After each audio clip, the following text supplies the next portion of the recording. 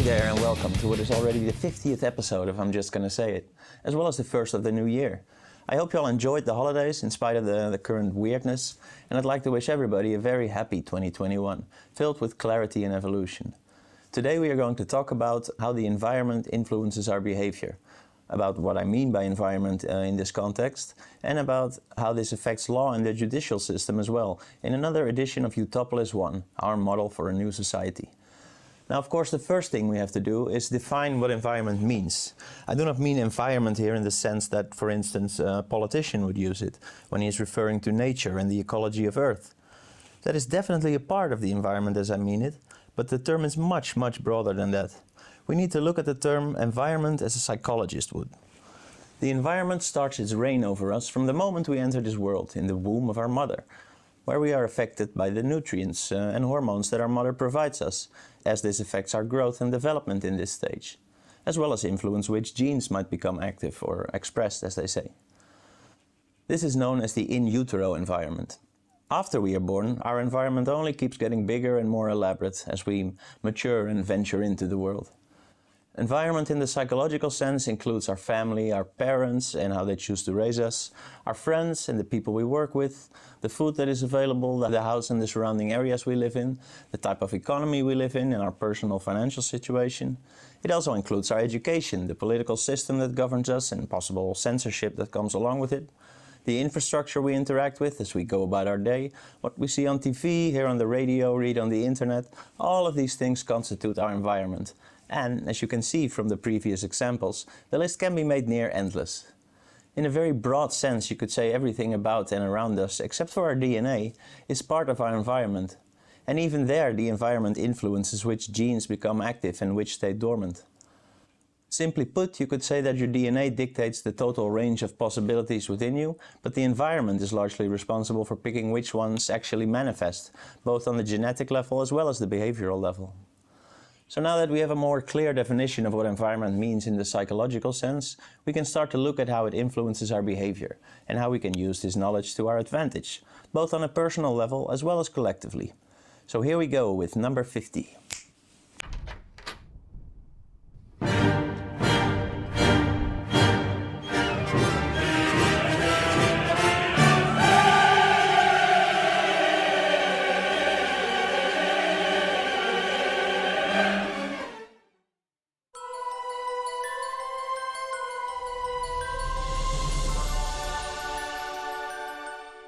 So as we just discussed, environment in the psychological sense consists of not only our literal surroundings, but also our political environment, financial and economic environment, educational environment, familiar environment, religious environment, social environment, dietary environment, the infrastructure around you and how it is organized, and the list goes on and on. Based on genetic data, researchers have concluded that environment accounts for approximately 50 to 70% of personality. If you want, you can find more info on this via a link in the sources section of the description. A nice way to illustrate how the environment influences behavior is by looking at classical and operant conditioning experiments from psychology. Most famous from this body of research is the Pavlov effect. In these studies, generally an animal, usually a dog, was trained to start salivating at the sound of a bell by offering it food multiple times, always preceded just before by the sound of a bell. After a bunch of these trials, the sound of the bell would be enough to make the dog salivate already, in anticipation. In this way, an unknown stimulus can be conditioned to elicit a natural response. This is known as classical conditioning. Operant conditioning involves the same process, but now used to teach the animal to perform a certain operation, like pushing a button, for instance. Understanding this, now we can start applying this concept to the more complex mental universe of a person. Just consider, for example, what you have been taught from early on about the nature of our world and the universe. Most people consider the 3D reality they perceive to be based on a fixed material universe that is there for us to observe, while quantum physics has shown us well over a century ago by now that things just aren't as straightforward as we think they are.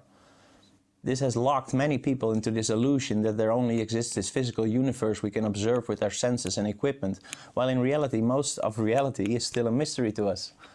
The sense of wonder and awe of this mystery we get to live in is needlessly lost on so many people because of this, and slowing down our evolution. Another one of the most striking and illustrative examples of these influences the environment has on our behavior is the monetary system. Most people are so used to it that they take this system for granted, not even considering that there are alternative options, nor how it is affecting their behavior.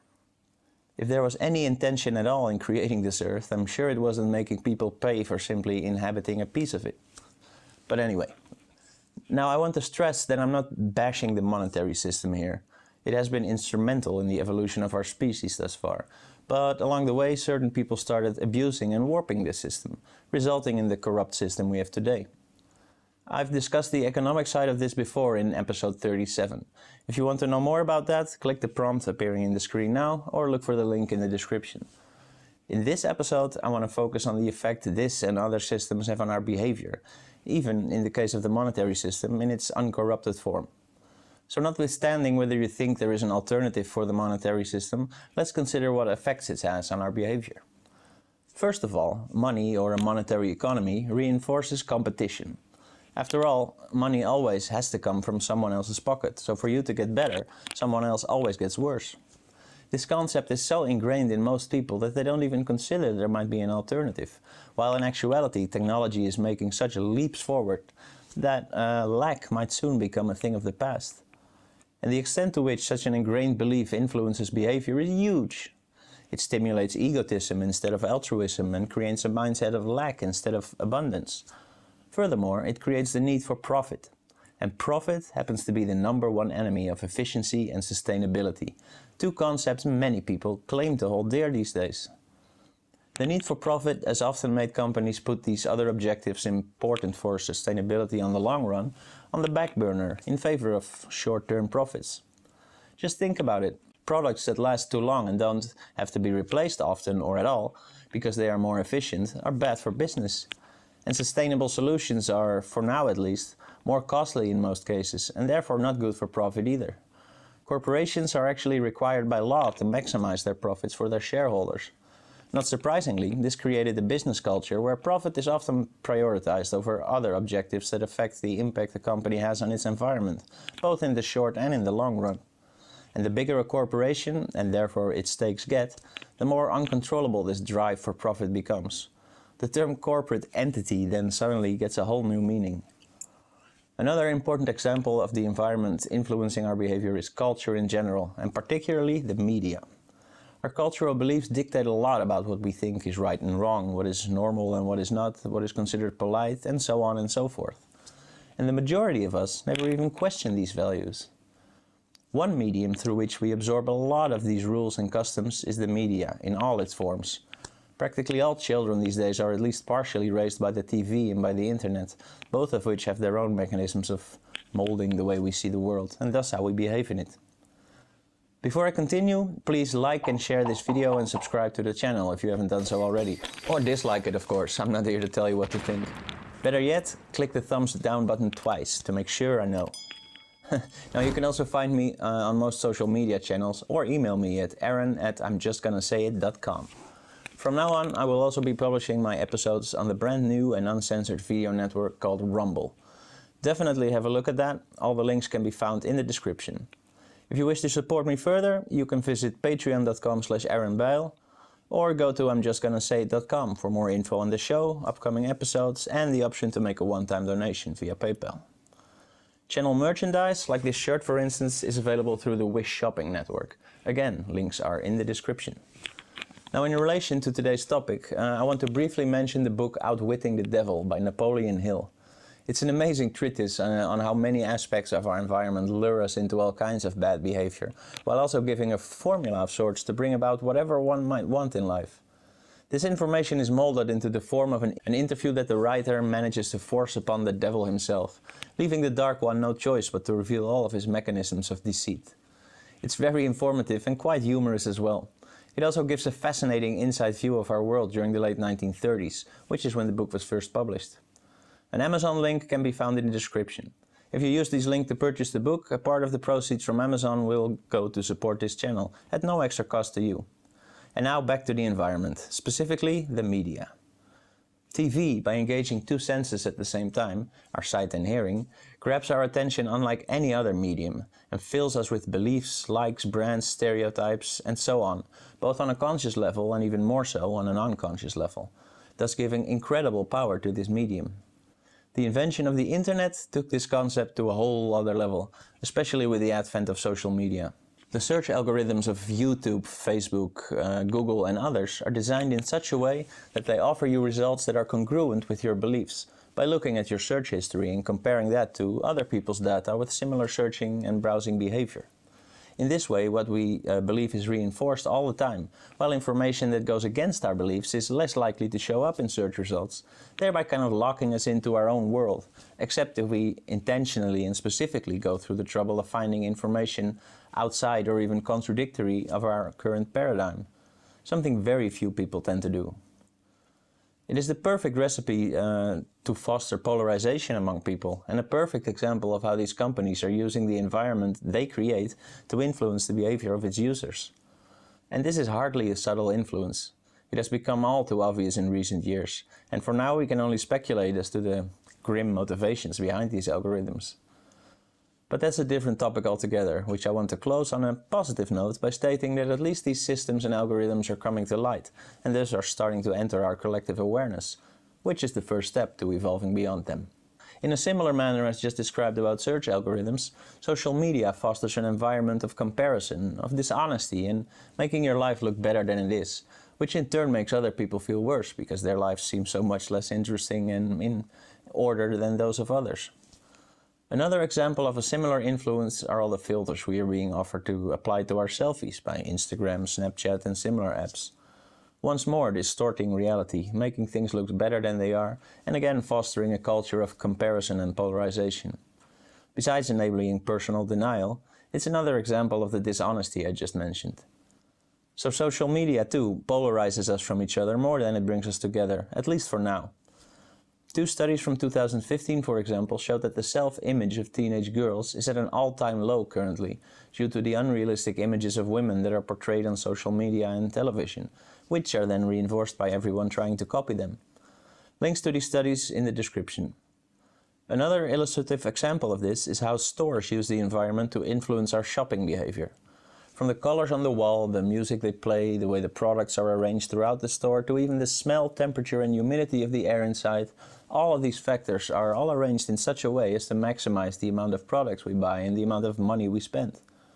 As an example, you might have noticed that in grocery stores the cheapest alternatives are always on the bottom shelves, out of the default line of sight and in the place most uncomfortable to reach. Keep this in mind next time you go grocery shopping and start looking at everything from the perspective of maximizing sales.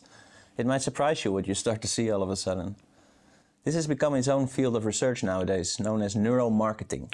This is mostly commercially funded research though, and most of the results are kept as trade secrets. Now, let's take a look at how we as a society currently try to change behavior by inspecting typical unwanted behavior, like shoplifting for instance. People do not steal because they are born thieves. Kleptomaniacs aside maybe, people steal because a sense of lack or poverty forces them to do so, like hunger or an addiction for instance, because they see no other way.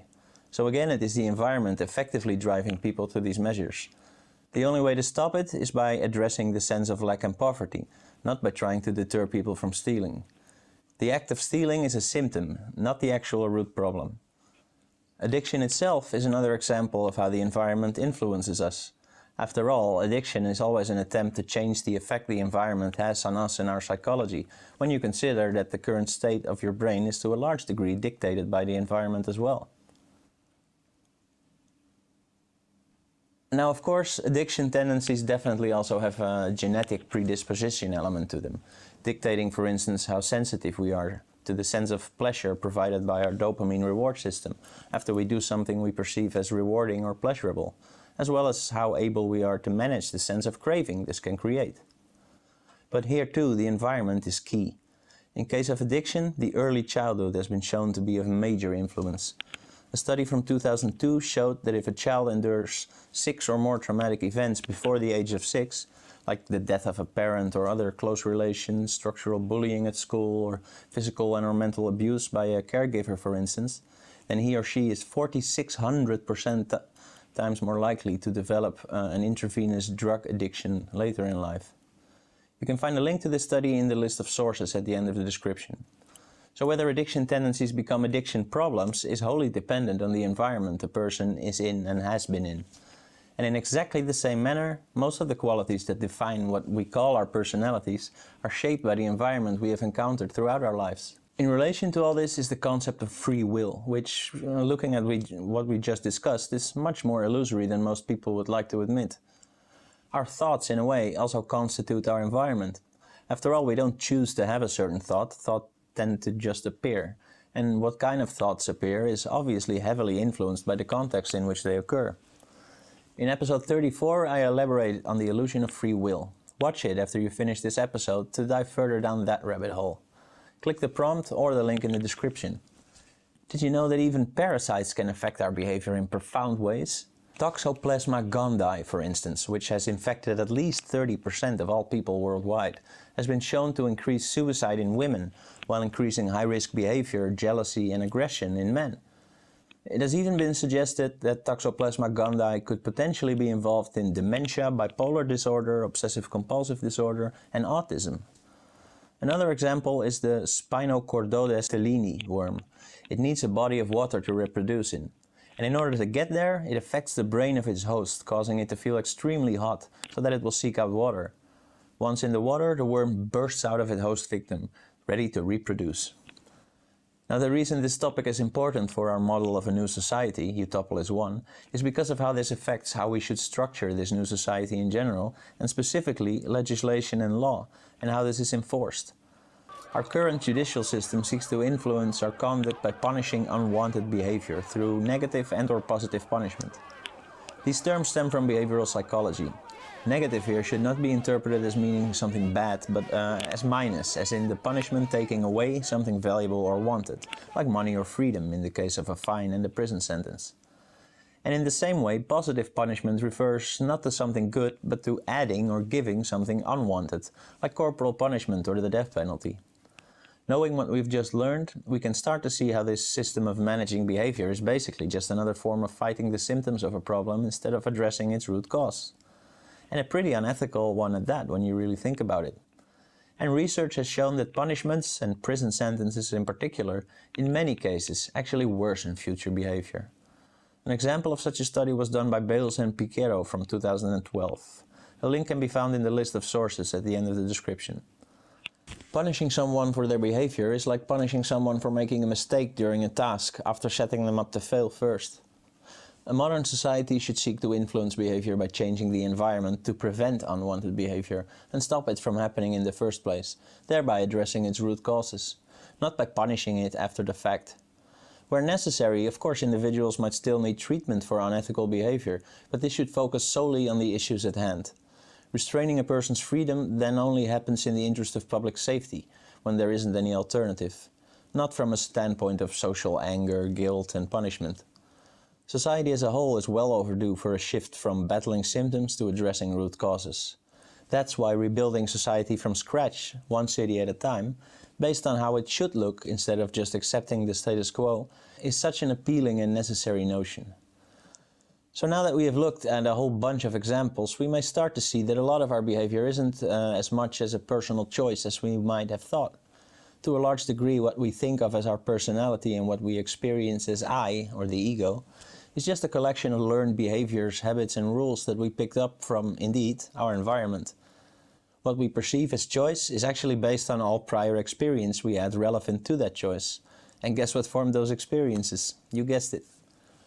Now, this realization is not meant to rob you of your sense of self, in case you are freaking out right now and feel you are plummeting into dissociative madness. As I mentioned in the free will episode as well, this is not meant to be applied to ourselves so much, but more on how we look at and judge other people's actions. Because if you had been born with their DNA and had the exact same experiences as they did, you now understand that you would have done exactly the same as them, without exception. Understanding this is the key to true universal and unconditional empathy for everyone. You look at the past and laugh at how silly you were before, spending all that energy and stress on being annoyed by things that you would have done exactly the same. It's quite refreshing actually, and saves a whole lot of frustration. If more people would look at others like this, instead of constantly judging each other based on our behavior, we would make leaps forward in our social evolution. Once someone truly realizes this, they are cured of hate for good. And that, of course, is the main reason why applying all the knowledge we just discussed, given to us by science already decades ago in most cases, is of such extreme importance. And this is just one example of many gems of knowledge that have been known to psychology for quite a while, but for some reason aren't being applied to society in general yet. And it is up to us all, both individually and collectively, to change that. And on that note, we have reached the end of this episode. Join me again next time for another edition of P for P, Proof for the Paranormal. The episode after that will be another edition of E for E, Evidence for Extraterrestrials. Until the next one, stay vigilant, don't swallow all the nonsense that is being forced upon us, but most importantly, stay positive and, as always, keep meditating. Bye-bye.